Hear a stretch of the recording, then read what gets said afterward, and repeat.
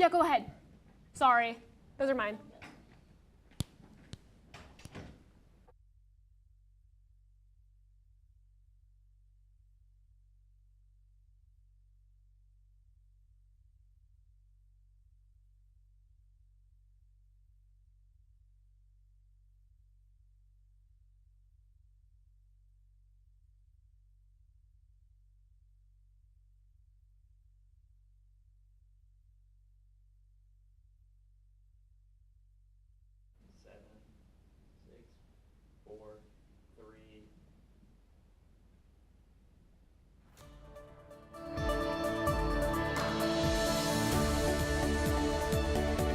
Black Squirrel Fest is happening right now on the K. See how organizations are reaching out to the student body.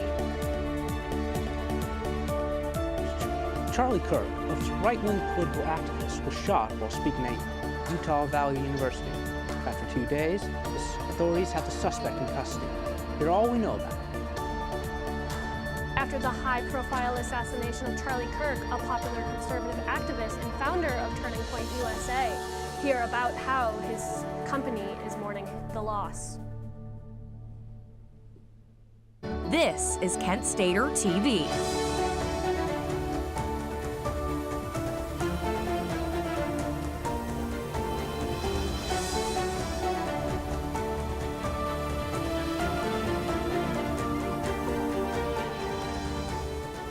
Good Friday evening, Portage County, and thank you for joining Kent Stater TV at 6. I'm Miller Hernandez. And I'm Lexi Blatnick.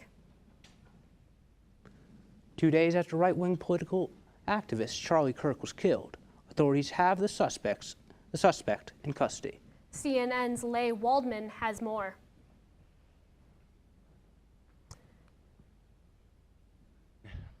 We got him. After less than 33 hours and more than 11,000 leads called into the FBI, authorities announcing early Friday the suspect in the Charlie Kirk shooting is in custody. A family member of Tyler Robinson reached out to a family friend who contacted the Washington County Sheriff's Office with information that Robinson had confessed to them or implied that he had committed the incident. According to the governor of Utah, suspect Tyler Robinson's family told investigators he became more political in recent years and criticized Kirk. In the conversation with another family member, Robinson mentioned Charlie Kirk was coming to UVU.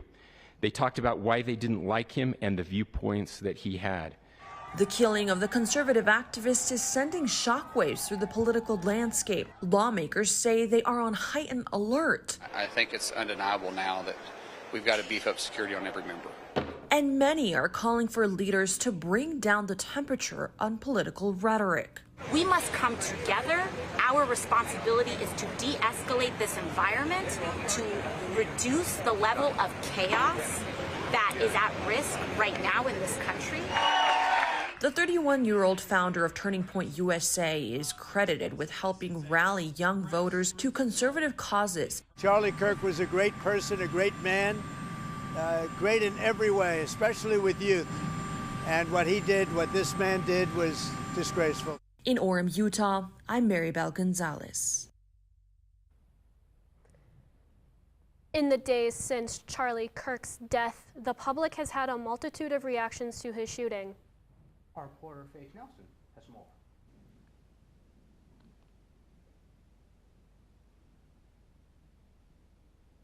Thank you, Lexi and Emilio. A recent shooting of conservative activist Charlie Kirk has been suffering the internet as of Wednesday afternoon. Let's dive in.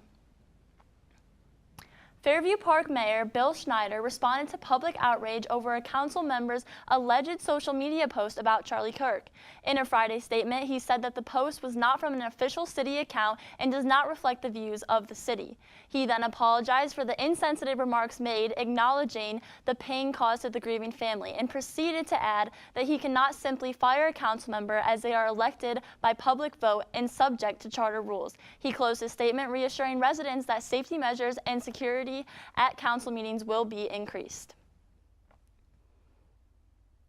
In Cleveland, the Center of Christian Virtue holds a gala every year drawing faith and political leaders from across the country.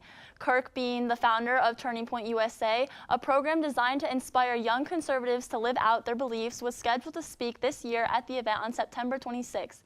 With his passing, they now decided to rearrange the event to have it serve as a tribute to his influence.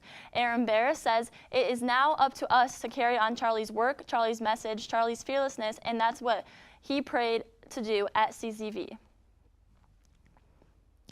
Turning Point USA hosted mourners at their headquarters in Phoenix, Arizona yesterday to mourn Kirk's death. The Kent State Turning Point branch is holding a similar vigil tonight at 8:30 around the Risman Plaza fountain. Sensitive material regarding Kirk's shooting is being removed from social media. TikTok is deleting any up-close footage of the shooting. Roblox is blocking over 100 user-generated games or experiences related to his death. Meta is forcing an 18-plus content warning on any footage of the shooting and deleting any posts glorifying or supporting the shooter. Comedy Central is pulling returns of a South Park episode poking fun at Kirk from their cable schedule. When the episode first aired, Kirk called it funny and a badge of honor. For KSTV, I'm Faith Nelson. Welcome to your on Kent Stater TV. Welcome to your KSTV forecast. I'm Nick Sheffo. Let's jump right into the weather. This is the wrong.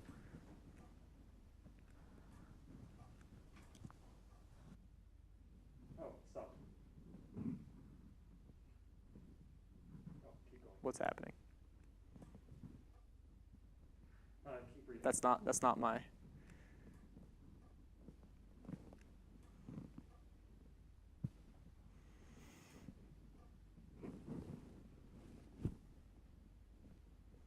All right, today's weather is going to be pretty high today and 81. Today I saw people out in the street just having a good time, you know, just happy about that good weather today. And I saw some people LARPing today in the fields while I was walking to the studio. If you don't know what LARPing is, it's basically whenever you dress up and start hitting people with foam swords. It's a little interesting. I might, look into it a little bit. I don't know what's going on with our weather screen right here, but today was just a beautiful day today, and looking forward to the rest of the week being a little bit like the same. It's not feeling really September-like, but more like June, early May, summertime. All right. So if you want more weather reports, please go to KSTV. And sorry about the graphics right here, but I'll just give you a live interpretation of what I saw today. It's just very, very nice day. All right. Thank you. That was tonight's weather report. KSTV, I'm Nick Sheffo.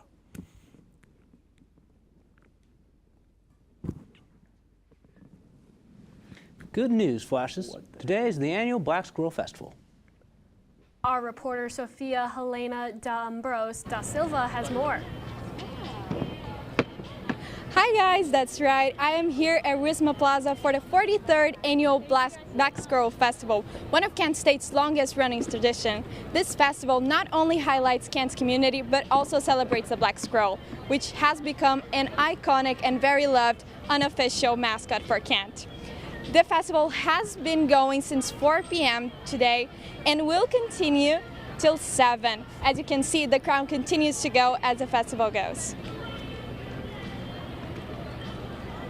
A really fun outdoor festival that embodies all that Kent State is. And it's not like most of our other events. You're not just like sitting down and doing something.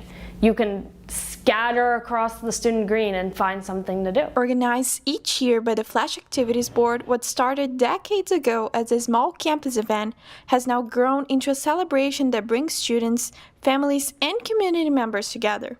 The Black Squirrel Festival provides its visitors with an opportunity to enjoy themselves, connect with the campus community, and take a moment to relax during the semester.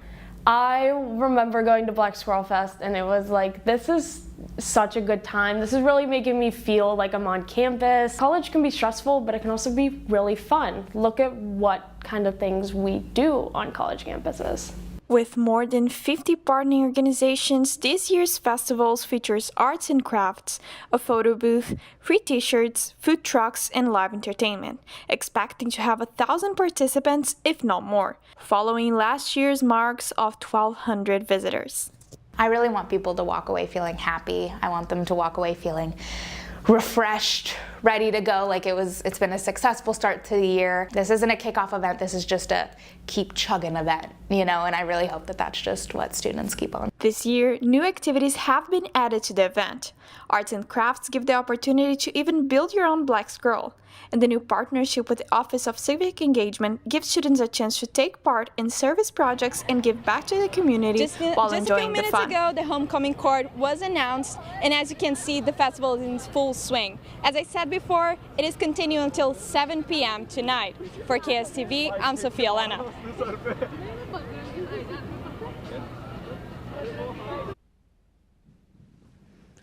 Due to 2 lawsuits against the school, Ursuline High School is canceling its entire football season. The lawsuits were filed by the families of former Ursuline students against the school administrators, football coaches, and some members of the football team, alleging hazing and sexual abuse. The announcement comes after numerous games were canceled by opposing teams to the allegations. Drive-thrus in Stowe City will be undergoing some major changes after the unanimous passing of the Megan's Way outlaw. This will require each drive-thru to have a secondary bypass lane, allowing traffic to pass the main line and give emergency services better access. This is in response to the death of Megan Kellman, who was pinned into a driveway by her attacker's car, then shot and killed. Her mother says, quote, "We can't bring her back, but we want to make it better for others." Police officers will set up sobriety checkpoints this weekend in Northeast Ohio. In Cuyahoga County, officers will conduct a checkpoint today on the 5,900 block of State Road from 7 p.m. to midnight. In Summit County, locations of checkpoints have not yet been announced, but they will also start from today to September 13th in the early morning. Kent State is hosting students' families this weekend. Activities include Weekend Maction as Kent State football takes on the Buffalo Bulls and other classic KSU traditions. Tickets for the football game are still available and free for Kent State students. The university says that over 1,000 families visit the university during this weekend.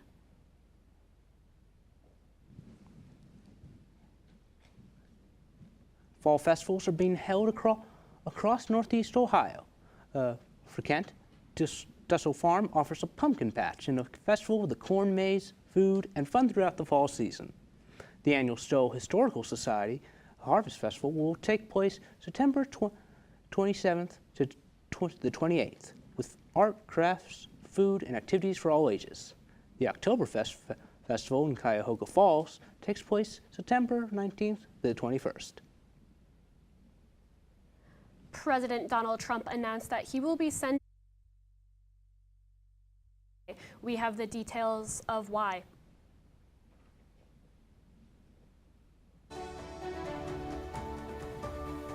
Days after Israel launched a series of strikes on Hamas's leadership in the Qatari capital, President Donald Trump is to meet with the Qatari Prime Minister today in New York. All this and more after the break.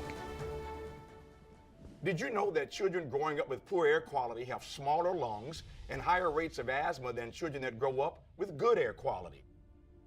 And unfortunately, poor communities have poor air quality. IQ Air Foundation is working to change this. Today, the IQ Air Foundation provides filtration technology to schools with poor air quality through our Clean Air for Kids program. Our goal is to help over 50,000 school children every year breathe over 90% cleaner air indoors, helping to level the playing field, reduce barriers to learning, reduce sick days, and increase test scores. Mitigating poor air quality is key to environmental justice. Help Clean Air for Kids reach more children at IQAirFoundation.org.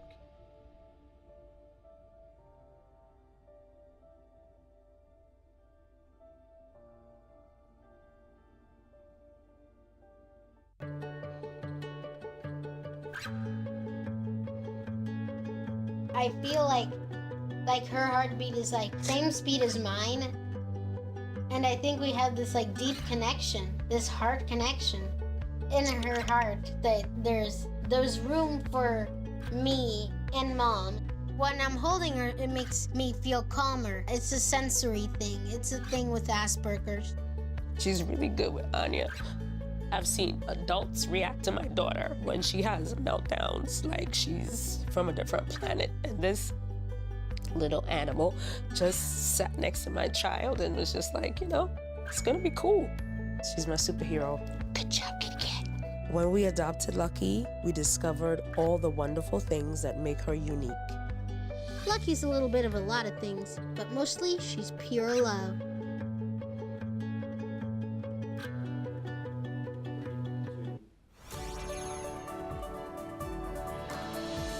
Tomorrow's news leaders. Today's top stories. From an award-winning student newsroom. This is Kent Stater TV. Your community. Your stories. Many people admit there's a tension in the air inside the U.S., and recent major crimes have only been contributing to it. And now we turn to Stephen Strank for more information. Stephen?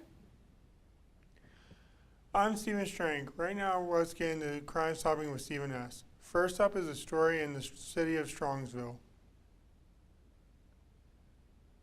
According to the Cuyahoga County Prosecutor's Office, on September 5th, a teenager was walking to the bus stop from her house when Dominic Anthony Sacco attempted to kidnap the young 15-year-old girl. This happened in the South Cleveland suburb of Strongsville, around Fair Road and Village Green Drive. According to Strongsville City Police, the girl saved her life by fighting back against the attempted kidnapper.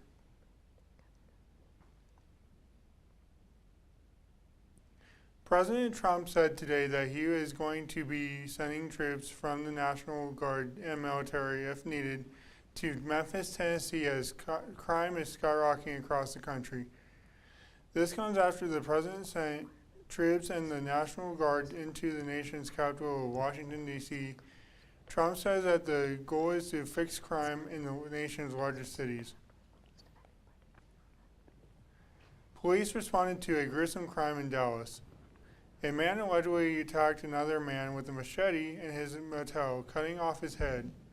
A witness claims the incident began with an argument before the 37-year-old Yordanis Cobos Martinez began striking the victim, eventually killing him. The homicide took place around 9:30 this morning. Martinez has multiple priors, including carjacking and aggravated assault. He soon may have capital murder added to that list. For KSTV, I'm Stephen Strank. Keeping you informed and ahead of the storm, this is your KSTV weather.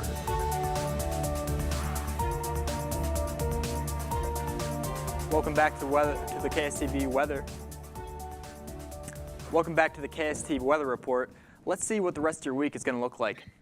As we see over here tomorrow, we're looking around 81 degrees, partly cloudy. Going to be another beautiful day out, as the UV is going to be around 6. Humidity is going to be around 55%. So if your hair is, a little frizzy whenever the humidity comes out, keep that under control.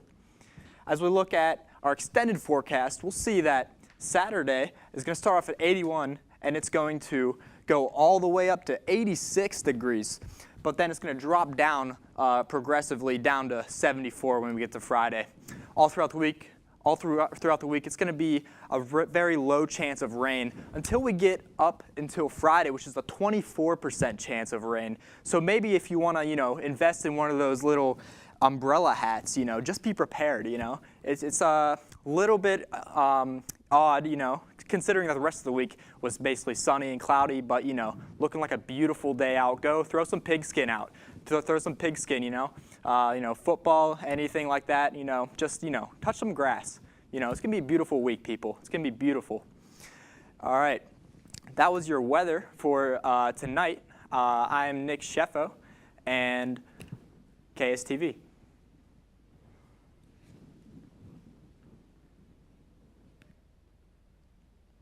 Protesters are once again speaking out against Homeland Security and immigration enforcement. They've gathered at an ICE facility in Broadview, Illinois for a 12-hour-long demonstration. This comes amidst an especially tense political environment following ICE raids. This includes the recent Hyundai raid that even prompted South Korea's top diplomat to come to the U.S. to intervene. It's unknown if this protest is in direct response to any particular event. President Trump is set to meet with the Qatari Prime Minister today in New York. The meeting comes days after Israel launched a series of strikes targeting Hamas's leadership in the Qatari capital. The attack came with very little advance notice to the United States. U.S. Ambassador to the United Nations, Dorothy Shea, said Israel's attack on Qatar does not advance Israel's or America's goals. The Russian Defense Ministry released video today that shows Zapad 2025 training. Zapad 2025 is a Russian military exercise that tests the readiness of the Belarus and Russian military. Countries neighboring the two are concerned. According to a Belarus news agency, video shows Poland putting up barriers overnight. NATO is also concerned with the training due to hostile actions during the 2021 Zapad. The giant panda, Jingbao, is celebrating her 4th birthday at the Smithsonian National Zoo in Washington.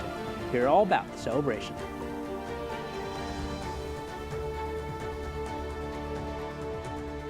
You won't want to miss what's coming up, where we'll check out some Kent sports and look at the highlights from the Commanders-Packers game last night.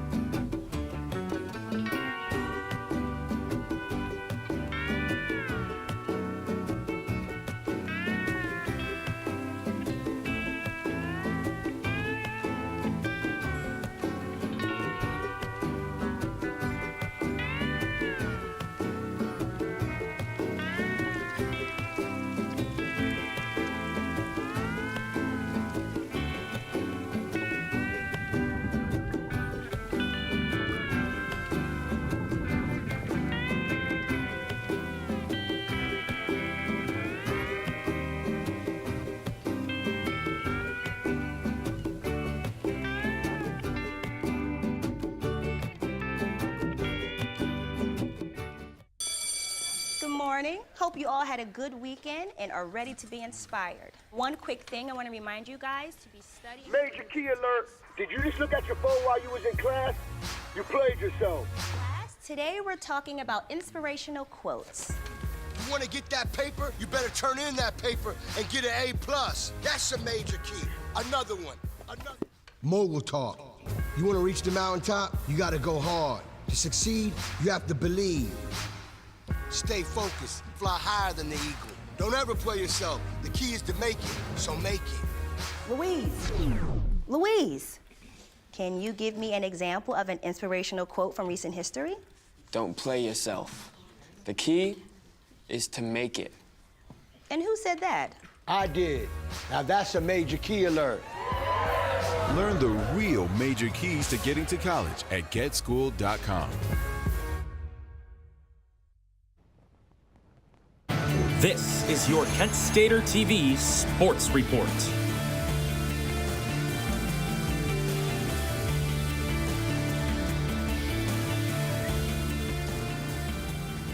Good evening. I'm your sports anchor, Zach Svensson. There's been a lot of updates in the sports world, and we'll head right into it with Kent State football.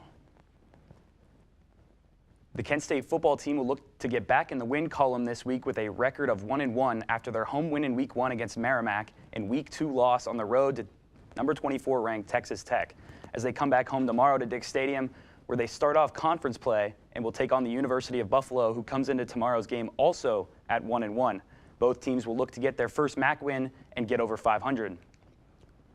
The Kent State women's soccer team will also begin conference play this week as they head to Bowling Green to take on the Falcons on Sunday.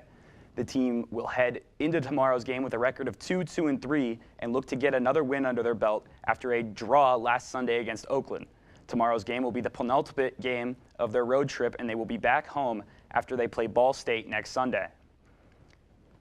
The Browns will head on the road here in Week 2 as they play the Ravens in Baltimore. The Browns are coming off a heartbreaking loss in Week 1 to the Bengals as Joe Flacco will head back to Baltimore for the first time as an opposing quarterback.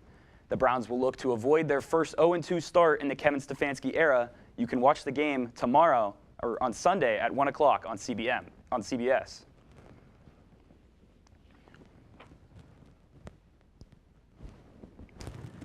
The first of many Thursday night games on Amazon kicked off last night between the Commanders and Packers in Lambeau. We pick up 2nd and 6.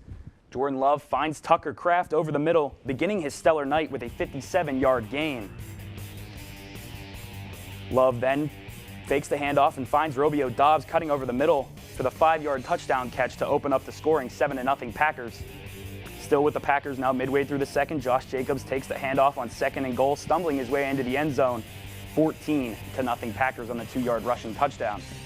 Both teams would tack on a field goal win early in the fourth. Jaden Daniels would find his tight end, Zach Ertz, who would fight his way to the end zone for 20 yards, making it a 17-10 ball game.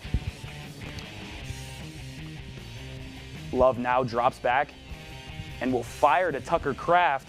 Once again, this time in the end zone where Kraft would cap off his night in style with a Lambeau leap, and the Packers would leap to another win with the final being 24-18.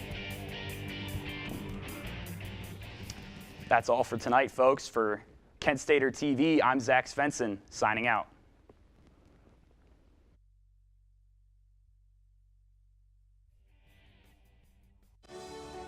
Ice cream. Ice cream company to create an unusual product. What new flavor ice cream fans can enjoy as summer comes to a close? Hey there, welcome to Kent Core. Kent Core. Kent Core. Kent Core. To Kent Core.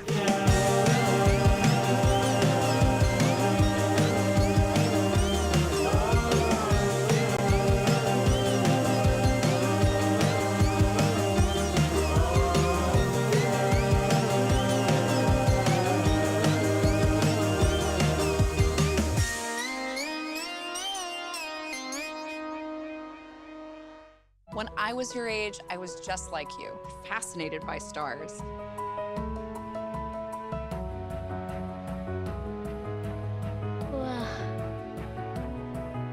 But now I get to search for life in the universe. And who knows, maybe life is looking for us too.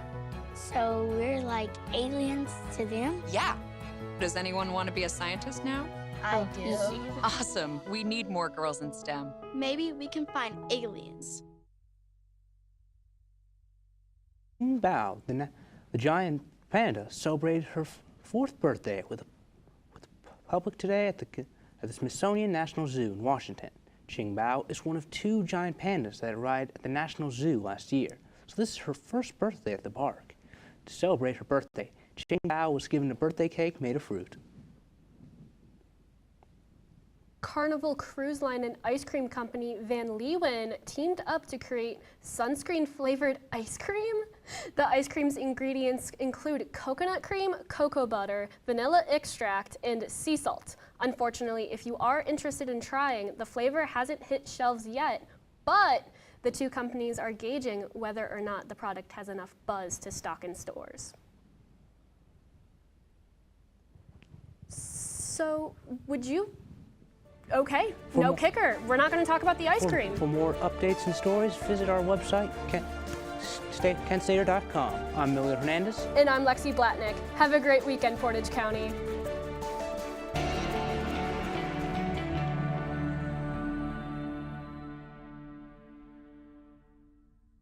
At Kent State University, we want all students to develop a global perspective. And with more than 200 study abroad programs in 60 countries, there are many opportunities. One is found in the Central African country of Rwanda, where students connect with survivors of the 1994 genocide. We're learning about the reconciliation process. Rwanda sort of took a very community-based approach to how they recovered. In January, a group of Kent State student athletes traveled to Rwanda, where they organized a soccer camp for children. While we were there, we got to work with kids and spread our knowledge about sports. And we brought shoes, cleats, soccer balls for everybody. It was a transformational experience. The people of Rwanda were full of joy. They were also full of excitement and life. I think the big thing that I'm going to take home personally from the experience is perspective. There's not just one way to do things. This was unlike any other academic experience I've ever had.